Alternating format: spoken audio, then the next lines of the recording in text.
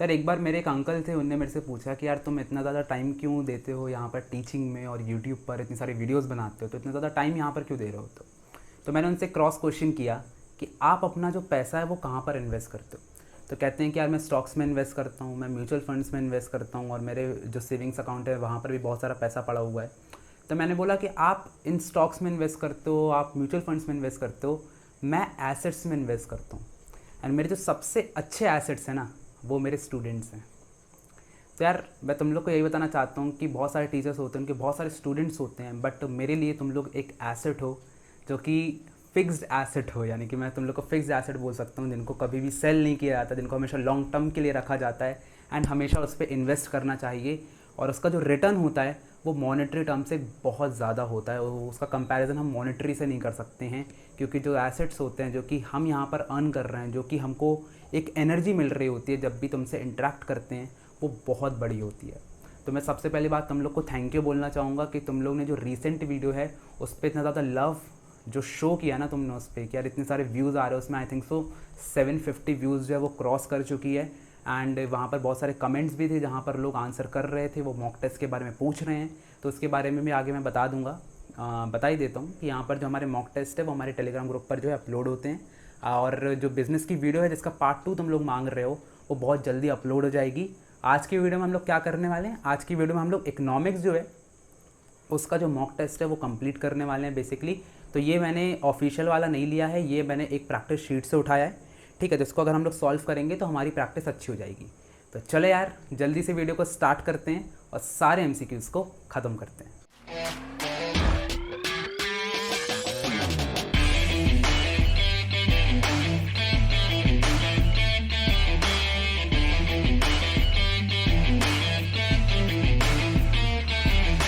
तो सबसे पहले बात करते हैं हमारे फर्स्ट क्वेश्चन के बारे में, that is inventory is a dash concept where the change in inventory is a dash concept. तो यहाँ पर डैश डैश बहुत आया है। तो सबसे पहले बात करते हैं यहाँ पर कि स्टॉक का मतलब क्या होता है। इन्वेंट्री का मतलब भी स्टॉक ही होता है। इन्वेंट्री होती क्या है? इन्वेंट्री वो स्टॉक होता है जो कि हमारी दुकान में पड़ा होता है, बहुत सारा सामान पड़ा होता है। तो हम हमेशा जो स्टॉक होता है उसको दो तरीके से बोलते हैं, एक ओपनिंग स्टॉक, एक क्लोजिंग स्टॉक। ओपनिंग स्टॉक को हम एक और तरीके से लिख सकते हैं, दैट इज स्टॉक एट 1 अप्रैल 2022, जिसको ओपनिंग स्टॉक बोलते हैं। क्लोजिंग स्टॉक को कैसे लिखते हैं? स्टॉक एट 31 मार्च 2020, जो भी ईयर हो। तो यहाँ पर हम उसको एक पर्टिकुलर पॉइंट ऑफ टाइम पर कैलकुलेट कर रहे हैं, इसलिए वो क्या होगा, एक स्टॉक कॉन्सेप्ट होगा। तो फर्स्ट तो हमारा स्टॉक हो गया। सेकंड क्या हो जाता है? Change in inventory is a dash. तो जितना भी चेंज हो रहा है, हम चेंज कैसे कैलकुलेट करते हैं? किसी भी चीज़ में चेंज आया, हम बोलते हैं यार तुम पहले जैसे नहीं रहे। तो हम क्या कर रहे हैं? पास्ट को और प्रेजेंट को कंपेयर कर रहे हैं, ठीक है। तो एक पीरियड ऑफ टाइम को कंपेयर किया जा रहा है, इसलिए यहाँ पर क्या होगा? फ्लो होगा। वो क्या हो रहा है? फ्लो हो रहा है, तो इसको पीरियड ऑफ टाइम बोलते हैं। तो यहाँ पर जो फर्स्ट ऑप्शन है वो हमारा जो है बिल्कुल करेक्ट हो जाएगा। तो स्टॉक और फ्लो यहाँ पर डायरेक्ट आ जाता है। तो यार चलो आगे बढ़ते हैं। तो आ जाता है if MPS is 0.25 and initial change in investment is 250 crore, then final change in income would be. तो मेरे पास MPS दिया हुआ है। अब इस MPS से मैं दो चीज़ निकाल सकता हूँ, या तो MPC निकाल सकता हूँ या तो K निकाल सकता हूँ, मुझे पता है, ठीक है। तो मेरे को क्या करना है कि देखो, जब भी ऐसे क्वेश्चंस आते हैं न्यूमेरिकल इकोनॉमिक्स में, तो तुमको जो भी चीज़ पूछी जाए उसका फॉर्मूला देखो कि वो किस फॉर्मूले में फिट होता है। जिसकी चेंज इन इनकम जो है वो हमारे K में आता है। तो K इक्वल्स टू अगर मैं देखूंगा तो इसका फॉर्मूला क्या होता है? Change in income upon change in investment. देखो ध्यान से अगर तुम क्वेश्चन को देखोगे, चेंज इन इन्वेस्टमेंट तुमको दिया हुआ है, तो कहीं से अगर मुझे K की वैल्यू मिल जाए तो मैं क्या करूंगा, यहाँ पर आराम से इस क्वेश्चन को सॉल्व कर लूंगा। तो K की वैल्यू निकालने के लिए मुझे MPS दिया गया है। अगर तुम ध्यान से पढ़े होगे तो K का जो फॉर्मूला होता है that is K equals to 1 upon MPS, या फिर K equals to 1 upon 1 minus MPC, वो भी कर सकते हो, सेम चीज़ है। तो MPS दिया गया तो मैं 1 अपॉन 0.25 कर दूंगा, K की मैं पुट कर दूंगा K के फॉर्मूले में।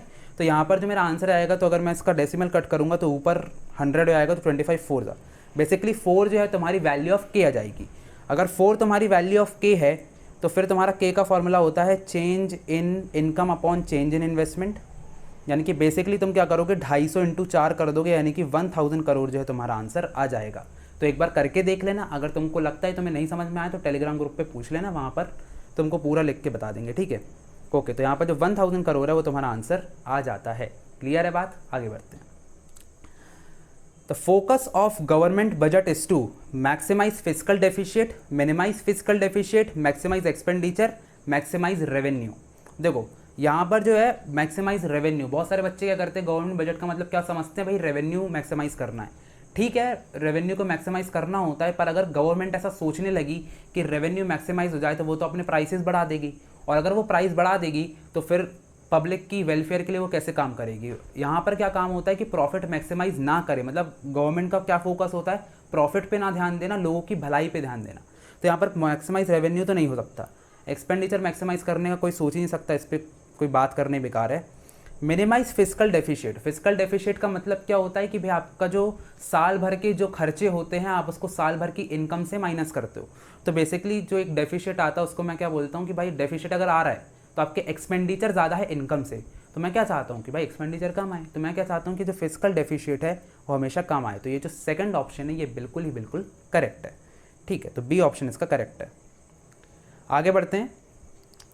An Indian real estate company receives rent from Google New York, तो यहाँ पर गूगल न्यूयॉर्क में है जो, यानी कि बाहर की यहाँ से हमारे पास रेंट आया है। This transaction will be recorded on dash side of dash account, तो ये बीओपी का हमारा क्वेश्चन है। यहाँ पर हमको करेंट क्रेडिट करेंट, अच्छा डेबिट कैपिटल, क्रेडिट कैपिटल और डेबिट करेंट दिया हुआ है। ठीक है, हमको कुछ समझ में नहीं आया, हम बस इतना समझेंगे कि बाहर से अगर इनकम आई है, कभी भी इनकम आता है, अकाउंट्स वाले बच्चे होंगे समझ जाएंगे, कभी भी इनकम आती है तो हम उसको हमेशा क्रेडिट करते हैं। तो क्रेडिट जो करते हो आप, तो क्रेडिट तो आ गया। सेकंड चीज़ है कहाँ पर किस अकाउंट में आएगा, तो हमेशा याद रखना अगर वो एसेट और लाइबिलिटी को कोई भी चेंज कर रहा है, एसेट बढ़ रहा है, लाइबिलिटी कम हो रही है, कोई भी उसमें चेंज आ रहा है, तो वो हमेशा कैपिटल अकाउंट में आता है। पर यहाँ पर क्योंकि हम रेंट रिसीव कर रहे हैं उससे हमें कोई भी हमारा चेंज इन एसेट या लाइबिलिटी नहीं हो रहा है, इसलिए हमेशा करंट अकाउंट में आएगा। तो जो फर्स्ट ऑप्शन हमारा हो जाता है that will be the right answer. ठीक है, आगे बढ़ते हैं। Identify the matched pair in column A that of column B, इसको थोड़ा बड़ा करते हैं। ओके, तो यहाँ पर सबसे पहली बात आती है सप्लाई ऑफ मनी कहाँ पर आएगा, तो सप्लाई ऑफ मनी, अच्छा इसमें देखो बहुत अच्छी चीज़ है, यहाँ पर जो मैच द कॉलम है इसमें 1 का ए, 2 का बी, 3 का सी या 4 का डी, तो हमको सिर्फ एक पता लगाना है। तो फर्स्ट का ये देखते हैं, सप्लाई ऑफ मनी क्या बोल रहा है, money in circulation at a point, तो ये मुझे सही लग रहा है, मैं इसको होल्ड पर रखूँगा। इसके अलावा नीचे के पॉइंट्स भी एक बार चेक करूँगा। Stock of money, supply of money considered over a period of time, तो ये तो गलत चीज़ है। स्टॉक ऑफ मनी तो एक पर्टिकुलर पॉइंट ऑफ टाइम की बात की आ रही है, यहाँ पर ओवर अ पीरियड बोल रहा है, तो ये तो बिल्कुल गलत हो जाएगा, सेकंड पॉइंट नहीं आ सकता। थर्ड पॉइंट देखते हैं, फ्लो ऑफ मनी, इसका मतलब क्या बताया गया है, money held by public and bank today. देखो अगर यहाँ पर टुडे वर्ड नहीं होता तो हम मान जाते, लेकिन यहाँ पर क्या बोला गया है, फ्लो का मतलब क्या होता है, पीरियड ऑफ टाइम पे कैलकुलेट होता है, पर ये क्या बोल रहा है, टुडे, यानी कि एक पर्टिकुलर पॉइंट ऑफ टाइम की बात कर रहा है, ये भी गलत हो जाएगा। रिजर्व मनी, रिजर्व मनी का मतलब क्या होता है, यहाँ पर बताया गया है supply of money studied at a particular point of time, तो ऐसा कुछ नहीं होता, रिजर्व मनी हमने पढ़ा भी नहीं है, तो ये भी गलत हो जाएगा। तो यहाँ पर सबसे ज़्यादा सेंस जो बना रहा है वो बना रहा है हमारा सप्लाई ऑफ मनी, और उसको हम करेक्ट मानेंगे, यानी कि जो फर्स्ट का ए ऑप्शन है वो बिल्कुल ही बिल्कुल यहाँ पे करेक्ट हो जाएगा। चलो आगे बढ़ते हैं। Study of population in India is an example of macro economics, micro economics, both A and B, none of these. None of these तो होगा नहीं, कैंसिल कर देते हैं। बोथ ए एंड बी हो नहीं सकता, क्योंकि या तो कोई चीज़ माइक्रो होगी या तो मैक्रो लेवल पे होगी। अब क्योंकि हम पूरी पॉपुलेशन को स्टडी कर रहे हैं, तो हमने 11th क्लास में भी, शायद 11th क्लास का है, ऑफकोर्स ही बात है, ओके। तो अगर 11th क्लास में हमने मैक्रो और माइक्रो के बारे में पढ़ा था, माइक्रो का मतलब होता है आप एक बंदे पे रिसर्च कर रहे हो, मैक्रो लेवल का मतलब होता है आप पूरी पॉपुलेशन पे रिसर्च कर रहे हो, यानी कि सारे बंदों पे रिसर्च कर रहे हो। तो यहाँ पर करेक्ट ऑप्शन ऑफ कोर्स ही बात है मैक्रो इकोनॉमिक्स हो जाता है। अच्छा था ये। Which of these is not a property of indifference curve, indifference curve slopes downwards, ठीक है, डाउनवर्ड स्लोप करता है, ऐसा जाता है, ठीक है, करेक्ट है। Indifference curve is concave to origin, इस पे बात करते हैं। Two indifference curve can not intersect each other, तो दो इंडिफरेंस कर्व हैं वो इंटरसेक्ट नहीं कर सकते ईच अदर को, बिल्कुल सही बात है, क्योंकि वो दो अलग अलग कमोडिटी के होते हैं, ठीक है।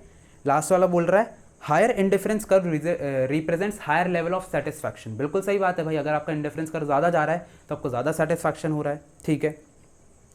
अब यहाँ पर बात करते हैं सेकंड पॉइंट की, तो यहाँ पर बोला गया है indifference curve is concave to the origin, तो एक्चुअली कॉन्वेक्स होता है साइड में, इसलिए मैंने क्या किया है कि यहाँ पर एक छोटा सा डायग्राम दिया हुआ है, देखो ज़रा। तो अगर आप इंडिफरेंस कर्व को ध्यान से देखोगे यहाँ पर, तो इंडिफरेंस कर्व जो है वो कुछ इस तरीके से दिखता है, जो कॉन्वेक्स वाला, जो लेकिन कॉन्केव है वो ऐसा है, उल्टा यू है, तो वैसा तो बिल्कुल नहीं दिखता, इसलिए जो सेकंड ऑप्शन हमारा करेक्ट हो जाता है। तो आई सिंसियरली वांट टू से कि जो इंडिफरेंस कर्व है वो बहुत इंपॉर्टेंट टॉपिक है, please study that in detail, क्योंकि उसकी प्रॉपर्टीज़ और उसका ग्राफ और जो भी टेबल है सब कुछ आ सकता है, उसके ज़्यादा चांसेस हैं। आगे बढ़ते हैं यार, आगे बढ़ते हैं तो आ जाता है अंडर विच फॉर्म अब firm is a price taker. देखो प्राइस टेकर का मतलब होता है कि जो भी प्राइस चल रहा है आपको उसको लेके चलना पड़ेगा। टेकर मतलब लेना होता है ना, तो तुमको उसको लेकर के चलना पड़ेगा। प्राइस मेकर का मतलब होता है कि तुम प्राइस अपना बना सकते हो, अपना प्राइस जो है मार्केट में इंट्रोड्यूस कर सकते हो। तो यहाँ पर प्राइस टेकर किस में होना पड़ता है?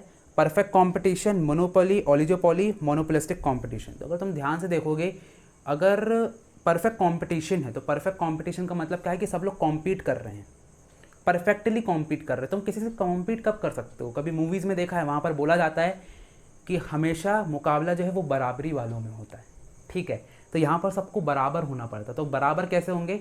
जब प्राइस सेम रहेगा। समझ में आ रहा है? तो perfect competition is the right option. क्यों? अब क्योंकि मैंने सबका इसलिए नहीं बताया क्योंकि सबका बताओगे वही चीज़ है।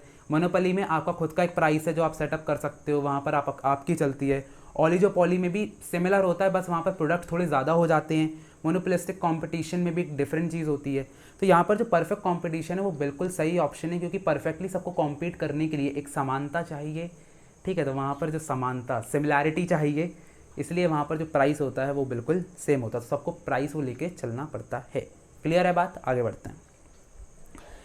If the value of APS is 0.2 and national income is 4000 then the consumption will be. हमको कंजम्पशन फाइंड आउट करना है इस क्वेश्चन में। कंजम्पशन फाइंड आउट करने के लिए मैं क्या कर सकता हूँ? तो यहाँ पर मेरे को APS दिया गया है। APS का फॉर्मूला अगर मैं लगाता हूँ तो APS के मेरे सामने फॉर्मूले क्या होता है कि मैंने सारे फॉर्मूलेस को ना लिख के रखा था। मतलब अब मेरी तो आदत हो गई है, पर तुमको क्या करना है, तुमको लिख करके रखना है सारे फॉर्मूलेस को, उसको थोड़ा सा देखना, ऑब्जर्व करना है कि APS के कितने फॉर्मूलेज हैं। अब देखो मेरा दिमाग यहाँ पर कैसे चलेगा, मैं सेविंग को और कंजम्पशन को रिलेट करूँगा।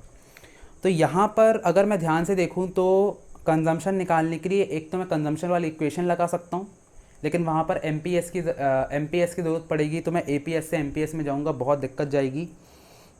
यहाँ पर y इक्वल्स टू C+S होता है, income equals to consumption plus saving होता है। तो अगर मैं APS से सेविंग निकाल लेता हूँ तो मैं कंजम्पशन निकाल सकता हूँ, y equals to C-S, sorry saving equals to y-C, sorry saving equals to y-C, ठीक है। तो मैं क्या करता हूँ, APS से सबसे पहली बात तो सेविंग अपॉन इनकम होता है, हम सबको पता है APS equals to saving upon income. तो यहाँ पर जो है APS मुझे कितना दिया गया है, 0.2 दिया गया है, equals to S upon Y। तो Y मेरा कितना है, Y मेरा 4000 है। तो अगर मैं इसको इंटू करता हूँ तो आई थिंक सो सेविंग हमारा 800 आएगा। देख लेते हैं, हाँ बिल्कुल सही है, 800 आएगा। अब अगर 800 मेरा सेविंग आ चुका है तो मेरे को y-C करना है, यानी कि मुझे जो 4000 है y-S करना है, ठीक है। मैं गलत बोलता हूँ, मेरी आदत है, y-S करना है। तो 4000 माइनस 800 करोगे तो बेसिकली तुम्हारा जो 3200 रुपये है वो तुम्हारा करेक्ट आंसर होगा। एक बार इसको फिर से एक्सप्लेन कर देता हूँ। मैंने APS लगा करके S अपॉन Y किया, उससे मैंने S की वैल्यू निकाली, दैट विल बी 800 रुपीज़। उसके बाद फिर मैंने क्या किया, y इक्वल्स टू C+S था, उससे इक्वेशन से मैंने C इक्वल्स टू y-S किया, और उसके बाद मैंने जो है 3200 रुपये निकाल लिया, ठीक है। तो हो जाता है, क्या कर सकते हैं। तो आगे बढ़ते हैं हमारे 10th क्वेश्चन पे। Which of the following statement is true about perfect competition. तो परफेक्ट कॉम्पिटिशन में कौन सा स्टेटमेंट ट्रू है? There is no mobility of factors of production. मेरा प्रोनाउंसिएशन खराब है, सब जानते हैं, अभी तक तो सब जानते होंगे, ठीक है। तो यहाँ पर कोई भी मोबिलिटी नहीं होती फैक्टर्स ऑफ प्रोडक्शन पे, ये वाली बात बिल्कुल गलत है। जो फैक्टर्स ऑफ प्रोडक्शन है वो हमेशा यूज़ होते हैं परफेक्ट कॉम्पिटिशन में। आगे देखते हैं, there is a presence of transportation cost. तो ट्रांसपोर्टेशन कॉस्ट की प्रेजेंस उतनी ज़्यादा नहीं होती है, क्योंकि यहाँ पर सब लोग एक ही मार्केट में होते हैं। तो यहाँ पर मेरे को भी नहीं लगता, फिर से गलत है। There is no selling cost. हो सकता है ये सही लग रहा है, क्योंकि यहाँ पर जो होता है आपको ज़्यादा एडवर्टीजमेंट नहीं करना पड़ता। देखो सेलिंग कॉस्ट का मतलब क्या होता है, आपको एडवर्टाइजमेंट करना पड़ रहा है, पर क्योंकि एक जगह पर सब लोग हैं, सारे जो सेलर्स है वहाँ पर होते हैं, तो बंदे को पता होता है, बायर और सेलर को, कि भाई क्या बेच रहा है, क्योंकि वहाँ पर एक यूनिफॉर्म प्राइस चल रहा होता है। जैसे कि आप एक सब्जी मंडी में गए तो वहाँ पर सब जगह सेम टाइप का प्राइस अगर चल रहा है, क्योंकि सब्जी मंडी में ज़्यादातर चलता है, तो आपको पता होता है कि आपको क्या लेना है क्या है, तो ज़्यादा एडवर्टीजमेंट नहीं करना पड़ता। टमाटर मतलब टमाटो की ज़्यादा तो एडवर्टीजमेंट आती नहीं है टीवी में, ठीक है। तुम जानते हो कि वहाँ पर क्या मिलने वाला है, तो सेलिंग कॉस्ट नहीं होता। तो इसको मैं होल्ड पर रखता हूँ, मुझे सही लग रहा है। और लास्ट ऑप्शन में आता है there is no uniform price. तो भाई यूनिफॉर्म प्राइस तो होता ही है, अभी हमने ऊपर पढ़ा कि वहाँ पर प्राइस टेकर होता है, ठीक है। तो यहाँ पर एक यूनिफॉर्म प्राइस चल रहा होता है, सारे परफेक्ट कॉम्पिटिशन में ज़्यादा से ज़्यादा सारे बायर्स एक ही प्राइस पे बेच रहे होते हैं। तो यहाँ पर जो थर्ड ऑप्शन है that will be a correct, कि यहाँ पर सेलिंग कॉस्ट नहीं होती, यानी कि एडवर्टीजमेंट की प्राइस नहीं लगती है। आगे बढ़ते हैं तो आ जाता है, ओके मैच द कॉलम फिर से आ चुका है। Identify the correct match pair in column A to that of column B हमें क्या करना, हमको देखना है match the column. Excise duty जो है उसके लिए बोला गया है कैपिटल रिसीट है। तो देखो एक्साइज ड्यूटी जो होती है वो लगती है पर उससे कोई भी एसेट में चेंज नहीं आ रहा है, इसलिए उसको हम नहीं बोल सकते कि कैपिटल रिसीट है, तो फर्स्ट वाला गलत है। Income tax is a direct tax, ये तो बिल्कुल सही है कि इनकम टैक्स जो होता है आप डायरेक्टली देते हो, तो ये ऑप्शन बिल्कुल सही है। और मैं सेकंड वाले का बी कर दूंगा, मैं आगे नहीं देखूंगा, पर फिर भी क्योंकि मैं सीयूईटी का एग्जाम दे रहा हूँ तो मेरे को एक बार चेक तो ज़रूर करना पड़ेगा। Earning from PSU is a indirect tax, तो ये तो बिल्कुल गलत है, अर्निंग को आप टैक्स कैसे बोल सकते हो। और old age pensions is a non tax receipt, तो ये बिल्कुल गलत हो जाता है, तो सेकंड का बी जो है बिल्कुल करेक्ट आंसर हमारा हो जाता है। नेक्स्ट क्वेश्चन पे आते हैं, what will be the effect on equilibrium price and equilibrium quantity when income increases in case of normal goods. तो देखो जो नॉर्मल गुड्स होते हैं उसका मतलब क्या होता है कि जब भी आपकी इनकम बढ़ेगी, जब भी जैसे कि मैं कुछ भी चीज़ खरीद रहा हूँ, तो अगर मेरी इनकम बढ़ेगी तो जो नॉर्मल गुड है उसका भी जो प्राइस है वो इंक्रीज़ हो जाएगा, उसकी जो डिमांड है वो बेसिकली इंक्रीज़ हो जाएगी, ठीक है। तो अगर मेरी इनकम बढ़ रही है, उसकी डिमांड बढ़ रही है, तो डिमांड का मतलब क्या होता है, क्वांटिटी ज़्यादा खरीदना प्लस प्राइस का बढ़ना, क्योंकि अगर क्वांटिटी ज़्यादा खरीदोगे तो प्राइस अपना बढ़ जाएगी, डिमांड बढ़ रही है मतलब क्या, प्राइस अपना आप बढ़ेगा, ठीक है। यह चीज़ हम पढ़ चुके, लॉ ऑफ डिमांड सबने पढ़ा है। तो यहाँ पर क्या होगा, क्या प्राइस और क्वांटिटी दोनों फॉल हो जाएंगी। आप खुद सोचो, इनकम बढ़ रही है नॉर्मल गुड में, ठीक है, इनकम इंक्रीज हो रही है, नॉर्मल गुड की डिमांड इंक्रीज हो रही है, तो आप खुद सोचो कि वहाँ पर प्राइस कम होगा कि ज़्यादा होगा। तो प्राइस तो भाई ज़्यादा होगा, ये चीज़ सबको समझ में आ रहा होगा, तो प्राइस तो बढ़ेगा। क्या क्वांटिटी बढ़ेगी, अगर डिमांड ज़्यादा हो रही है तो क्वांटिटी ज़्यादा सेल होंगी कि नहीं होंगी। तुम खुद सोचो, कोरोना वायरस आया था, मास्क की जो डिमांड है वो बढ़ गई थी, तो उसकी क्वांटिटी ज़्यादा सेल हो रही होगी, कम सेल हो रही होगी, ज़्यादा सेल हो रही होगी। सैनिटाइज़र के प्राइस बढ़ गए थे, समझ में आ रहा है। तो यहाँ पर क्या हो जाएगा, तो सेकंड ऑप्शन है that both equilibrium price and quantity will rise. Clear है बात, आगे बढ़ते हैं। Under which of the following statement is true, तो यहाँ पर कौन सा सही स्टेटमेंट है उसके बारे में हमको जानना है। Under employment equilibrium refers to the situation when people who are able and willing to work at the prevailing wage rate do not get employment. तो बिल्कुल सही लग रहा है मुझे कि यार अंडर एम्प्लॉयमेंट का मतलब यही होता है कि आप काम करना चाहते हो पर आपको काम नहीं मिल पा रहा है at an existing wage rate. तो मुझे थोड़ा सही लग रहा है, पर फिर भी मैं एक बार चेक कर लेता हूँ। Under employment refers to a situation when people who are not able to but willing to work at a prevailing wage rate do not get employment. तो ये तो बिल्कुल गलत है कि यार आपको नहीं कर पा रहे हो। यहाँ पर जो फर्स्ट ऑप्शन था वो बिल्कुल सही था, सेकंड ऑप्शन गलत है कि यहाँ पर people who are not able to, तो यहाँ पर एबल होते हैं, विलिंग होते हैं, पर उनको काम नहीं मिल रहा होता, ठीक है। तो सेकंड ऑप्शन तो गलत हो जाता है। थर्ड ऑप्शन पे आते हैं, थर्ड ऑप्शन बोल रहा है full employment equilibrium refers to situation when people who are not able but are willing to work at a prevailing wage rate do not get employment. तो ये तो बिल्कुल गलत है। फुल एम्प्लॉयमेंट का मतलब होता है जब आप काम करना चाहते हो, आप कर भी सकते हो और आपको एग्जिस्टिंग वेज रेट पे काम भी मिल जाता है, जो कि इंडिया में आज तक नहीं हो पाया, कोई बात नहीं। तो यहाँ पर लास्ट ऑप्शन एक बार और देख लेता हूँ। फुल एम्प्लॉयमेंट, गुस्सा नहीं, हाँ, full employment refers to situation when people who are able and willing to work at a prevailing wage rate gets employment. तो यार ये भी सही है। तो यहाँ पर दो ऑप्शन गलत हैं, दो ऑप्शन सही है, ये कैसे हो सकता है। तो यहाँ पर मेरे हिसाब से जो फर्स्ट है और डी है दोनों सही हैं। आपके क्या ओपिनियंस है कमेंट सेक्शन में बताना। मुझे तो दोनों बिल्कुल सही लगे हैं जैसा डेफिनेशन में पढ़ा हुआ है। तो यहाँ पर आई थिंक सो एक क्वेश्चन बनाने वाले की थोड़ी सी गलती हो गई होगी, तो क्या कर सकते हैं, इंसान से ही गलती होती है। तो फर्स्ट और डी दोनों करेक्ट है। यहाँ पर अपन को क्या करना, अपन को आंसर से ज़्यादा कोई मतलब नहीं होता, अपन को कॉन्सेप्ट से मतलब होता है। अपना कॉन्सेप्ट बिल्ड हुआ ना, अपन को दो चीज़ों की डेफिनेशन पता चली, कोई दिक्कत नहीं है। 14 आता है income tax are the part of dash receipts of the government. तो इनकम टैक्स किस में आता है, direct tax revenue, indirect tax revenue, non tax capital revenue. तो मेरे हिसाब से तुमको इसका आंसर पता होगा। अभी मैच द कॉलम में इसका आंसर अपन ने किया था, तो यहाँ पर जो डायरेक्ट टैक्स रेवेन्यू है इसका आंसर आता है। तो मैं बहुत बार ऐसा देख रहा हूँ कि एमसीक्यूज भी जब सॉल्व कर रहा होता हूँ, कुछ कुछ आंसर्स तो ऊपर हम कर चुके होते सॉल्व, ठीक है, वो पहले से ही दिए हुए होते हैं। तो एक बार थोड़ा ध्यान से जब पढ़ोगे क्वेश्चंस को करोगे तो इस चीज़ का ध्यान रखना, ठीक है। आगे बढ़ते हैं। GDP is not a appropriate indicator of welfare because of externalities, composition of GDP and distribution of GDP, non monetary transactions, all the above. तो यहाँ पर देखो GDP एक अप्रोप्रिएट इंडिकेटर क्यों नहीं होता वेलफेयर का। तो हमने GDP एज अ वेलफेयर, हमने जो लास्ट टॉपिक है नेशनल इनकम का वो पढ़ा था। तो वहाँ पर बेसिकली क्या हो जाता है, जो एक्सटर्नलिटीज़ होती है उसके कारण भी, यानी कि नॉन मॉनिटरी ट्रांजेक्शन के बारे में भी और तीनों के बारे में। तो यहाँ पर जो तीनों ऑप्शन है वो बिल्कुल सही हैं, यानी कि हमारा जो फोर्थ ऑप्शन है वो करेक्ट हो जाता है, ठीक है। ये तीनों के कारण ही GDP एक वेलफेयर के लिए नहीं होता है, ठीक है। ध्यान से पढ़ लेना, वो टॉपिक इंपॉर्टेंट है वो भी, ठीक है। तो यहाँ पर जो ऑल द अबव हो जाता है। अच्छा एक और चीज़ बोलूँगा, रियल जीडीपी और नॉमिनल जीडीपी को भी अच्छे से पढ़ लेना, वो हमेशा आया है और उसका एक क्वेश्चन आ ही जाता है, ठीक है, तो उसको अच्छे से पढ़ लेना। फिर से मैच द कॉलम, कितने मैच द कॉलम है भाई, कोई बात नहीं, अच्छा लगता है वैसे, छोटे मोटे हैं। हमको फिर से वही एक का ऑप्शन सही करना है। तो import of petroleum from Iran, import कर रहे हो यानी कि बाहर से पेट्रोलियम आ रहा है। Debit side of current account हो सकता है, हो सकता है, क्योंकि यहाँ पर पेट्रोल आया है, पेट्रोलियम ईरान से आया है, इंपोर्ट किया है, तो वो debit side of current account जाएगा, हो सकता है। इसको मैं होल्ड पर रखूँगा, पहले मैं दूसरे ऑप्शन देखना चाहूँगा। BPO services provided by India to USA, यानी कि कुछ बीपीओ सर्विसेज हैं वो प्रोवाइड करी है हमने, तो वो क्रेडिट साइड पर, कैपिटल अकाउंट के तो नहीं आएंगे, क्योंकि अगर हम सर्विसेज प्रोवाइड कर रहे हैं तो हमेशा करेंट साइड पर आते, तो ये तो गलत हो जाएगा। Investment by Saudi Aramco in RIL, यानी कि उसने इन्वेस्टमेंट किया है debit side of capital account, तो कोई बंदा हमारे यहाँ पर आके इन्वेस्टमेंट कर रहा है तो पैसे दे रहा होगा, तो ये डेबिट नहीं क्रेडिट साइड पर आएगा, तो ये भी गलत है। Export of spices to Greece, हमने एक्सपोर्ट किया है तो डेबिट साइड पे तो आ ही नहीं सकता, तो यहाँ पर जो फर्स्ट ऑप्शन है वो बिल्कुल करेक्ट हो जाएगा, that is import of petroleum from Iran, तो 16 का ए जो है यहाँ पे करेक्ट हो जाता है। Now the next is 17th वाला, ये बार बार गुस्सा हो जाता है, कोई बात नहीं।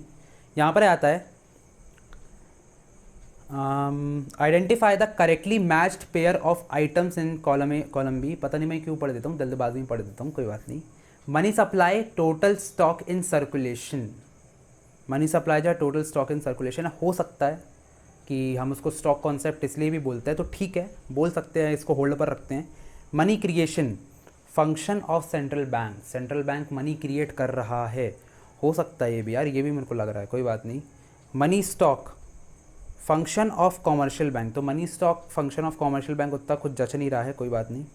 मनी की डिमांड, तो मनी इन द बैंक्स, तो उतना ज़्यादा नहीं है कि डिमांड ऑफ मनी नहीं, ऐसा नहीं बोल सकते हैं। तो मनी सप्लाई का मतलब क्या होता है, टोटल पैसा जो होता है, total stock in circulation, money supply, हाँ बोल सकते हो, I think so. Money creation यानी कि फंक्शन ऑफ सेंट्रल बैंक, तो यार मनी क्रिएशन में तो कॉमर्शियल बैंक्स भी आते हैं, उनका भी फंक्शन होता है, क्योंकि मनी क्रिएट वो कर रहे हैं, वहाँ पर लोन वो दे रहे हैं, तो मेरे हिसाब से सेंट्रल बैंक है वो लोन देता है, पर मेनली जो लोन है वो कॉमर्शियल बैंक्स देते हैं, और वही डिपॉजिट क्रिएट कर रहा है, वहीं से मनी क्रिएशन चालू हो रहा है, तो I think so commercial banks यहाँ पर ज़्यादा बड़ा रोल प्ले करते हैं, तो जो फर्स्ट ऑप्शन है वो मुझे ज़्यादा करेक्ट लग रहा है सेंस वाइज, तो मैं इसको 17 का ए जो है वो करूँगा। अगर तुमको कोई ऑप्शन लगता है दूसरा तो तुम मुझे कमेंट सेक्शन में ज़रूर बताना with a proper reason. 18th, when the demand of a commodity is inelastic, commodity has various uses, demand remains constant with variable price, commodity has few uses and commodity has no uses at all। तो देखो inelastic demand का मतलब होता है कि तुम्हारी जो commodity है उस पर प्राइस का कोई भी फ़र्क नहीं आता, यानी कि उसकी जो डिमांड है उस पर प्राइस का कोई फ़र्क नहीं पड़ता, उसी को हम इनइलास्टिक डिमांड बोलते हैं। अगर प्राइस के कारण उसकी डिमांड चेंज हो रही है तो मैं क्या बोलूँगा कि भाई वो जो है इलास्टिक डिमांड है, ठीक है। तो यहाँ पर कमोडिटी जो होती है हैज़ वेरियस यूजेज, तो वेरियस यूजेज वाली कमोडिटी का प्राइस पे बहुत फ़र्क पड़ता है। फॉर एग्जांपल कोलगेट है, तुम रोज़ यूज़ करते हो कि कोलगेट को रोज़ टूथपेस्ट तो भाई करना ही है, तो अगर उसका प्राइस थोड़ा सा बढ़ा दिया जाए तो तुम कहोगे नहीं यार ये नहीं यूज़ करते क्योंकि ये डेली यूज़ की चीज़ है, चलो दूसरी पे चलते, तो मोर यूजेज वाली चीज़ पर ये कभी भी नहीं आता। सेकंड आता है demand remains constant with variable price, तो देखो यहाँ पर डिमांड रिमेन्स कांस्टेंट, देखो कांस्टेंट नहीं रहती डिमांड, ठीक है, ऐसी डिमांड कभी कांस्टेंट नहीं रह सकती है, तो यहाँ पर भी मैं उसको उतना ज़्यादा नहीं बोल सकता, ठीक है। कमोडिटी हैज़ फ्यू यूजेस, हाँ इसको बोला जा सकता है, जैसे कि तुम्हारी लग्जरी आइटम्स होते हैं उनकी बहुत कम यूजेस, इसकी ज़्यादा यूजेस कहाँ होते हैं, लग्जरी आइटम्स कैसे डेली बेसिस पे तुम रोज़ यूज़ नहीं करते हो, तो यहाँ पर उसके क्योंकि फ्यू यूजेस होते हैं तो वहाँ पर इनइलास्टिक डिमांड ज़्यादातर काम आती है। कमोडिटी हैज़ नो यूजेस, ये भी नहीं हो सकता, तो मेरे हिसाब से जो सबसे ज़्यादा सेंस बना रहा है that is commodity has few uses, तो ये जो 18th है इसका जो सी ऑप्शन है वो करेक्ट हो जाता है, ठीक है। आगे बढ़ नेक्स्ट क्वेश्चन आ जाता है area under MC curve is equal to, तो एमसी का मतलब होता है मार्जिनल कॉस्ट, तो ये बहुत ज़्यादा ईजी है। मार्जिनल कॉस्ट जो होता है उसका एरिया हमेशा जो होता है टोटल वेरिएबल कॉस्ट यानी कि जो टीवीसी होता है उसके इक्वल होता है, तो ये तुम्हारा होमवर्क है कि तुमको ये पता लगाना कि ऐसा क्यों होता है और रीज़न कमेंट बॉक्स में मुझे बताना है, ठीक है।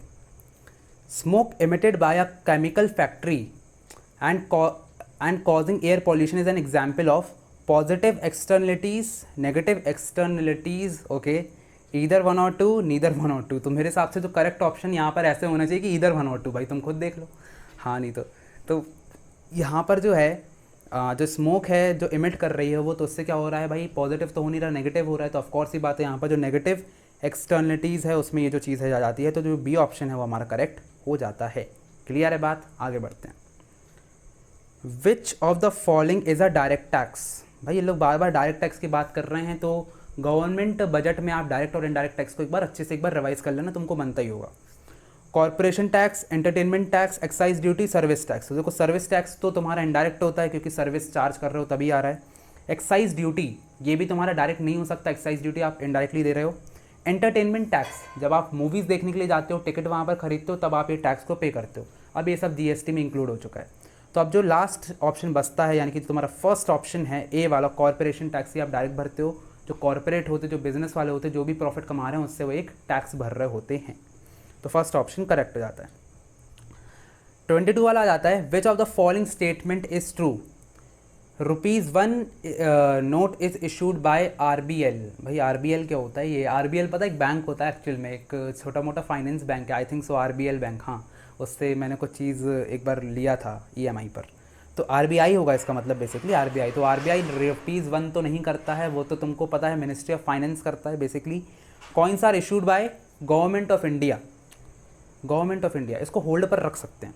Both statements are true, both statements are false. तो बहुत सारे बच्चे क्या करेंगे, डी ऑप्शन बोलेंगे, पर यहाँ पर जो कॉइन्स हैं वो इशू करता है गवर्नमेंट ऑफ इंडिया। ये बात थोड़ी बहुत सही है, इसको थोड़ी बहुत नहीं बोल सकते, इसको बिल्कुल सही बोल सकते हैं, क्योंकि कॉइन्स जो होते हैं वो एसेट होते हैं, बेसिकली उनकी खुद की वैल्यू होती है।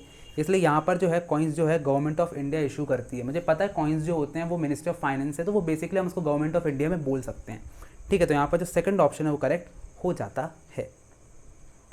Third is 23rd is, which of the following is not a central problem of economy. तो ये तो बहुत ही ईजी होगा, पढ़ा था 11th में, what to produce, how to produce, whom to produce. अब देखते कौन सा अलग है, why to produce, what to produce, how to produce, whom to produce. समझ में आ रहा होगा भाई, वाई टू प्रोड्यूस जो है सबसे बकवास चीज़ है भाई, क्यों प्रोड्यूस करे, इतना दिमाग नहीं है सोचने का, जो प्रोड्यूस करना है जल्दी जल्दी प्रोड्यूस करो, ये गवर्नमेंट बोलती है। यहाँ पर फर्स्ट ऑप्शन करेक्ट हो जाता है। Now the next question is, which of the following statement is true. तो यहाँ पर कौन सा स्टेटमेंट ट्रू है वो देखना है। Demand curve under monopoly is positively sloped as more quantity can be sold at a lower price. तो सबसे पहले समझो कि मोनोपोली में जो डिमांड कर्व है वो कैसा होता है। देखो मोनोपोली में क्या होता है, इस मार्केट में एक सिंगल सेलर होता है, वो अपने हिसाब से प्राइस कर सकता है, इधर उधर कर सकता है, पर क्योंकि वो बंदा अकेला है, ठीक है, तो वो क्या करता है, वो ये सोचता है कि भाई अगर मैं अकेला हूँ तो मैं ज़्यादा से ज़्यादा क्वांटिटी सोल्ड करूँ। अगर तुम एक बंदे हो, तुम समझ लो ये टैब बनाते हो, ठीक है, इसको तुम ही सिर्फ बनाते हो और कोई नहीं बनाता, तुम क्या सोचोगे भाई ज़्यादा से ज़्यादा लोग बेचे, ज़्यादा से ज़्यादा लोग खरीदें, तो तुम क्या करोगे, यहाँ पर इसका जो प्राइस है उसको कम कर दोगे, प्राइस ज़्यादा नहीं करोगे। देखो ज़्यादा करोगे तो लोग नहीं खरीदेंगे, लोग कहेंगे भाई हमारे उसके बाहर है, ठीक है, हमारी हैसियत से बाहर है। पर अगर तुम इसका प्राइस थोड़ा सा कम कर दो ना, लोअर कर दो इसका प्राइस, तो ज़्यादा क्वांटिटी तुम सेल कर सकते हो। तो अगर एक अकेला बंदा होता है वो यही सोचता है, ठीक है। तो यहाँ पर क्या ज़्यादा जो मोनोपोली मार्केट होता है वो हमेशा उसमें जो है जो मोर क्वांटिटी सोल करना चाहता है वो लोअर प्राइस में। तो इसमें क्या होता है, आपका जो डिमांड कर्व है वो नेगेटिव चला जाता है, क्योंकि आपका क्वांटिटी पर कोई भी जो डिमांड होता है ना उसमें उतना कंट्रोल नहीं होता। आपका प्राइस पे कंट्रोल होता है, पर जो क्वांटिटी सेल होगी उस पर उतना ज़्यादा कंट्रोल नहीं होता, इसलिए तो आप अपने प्राइस को लो कर रहे हो। इसलिए यहाँ पर जो है मोनोपोलिस्टिक मार्केट में जो सेकंड ऑप्शन है वो बिल्कुल ही बिल्कुल करेक्ट हो जाता है।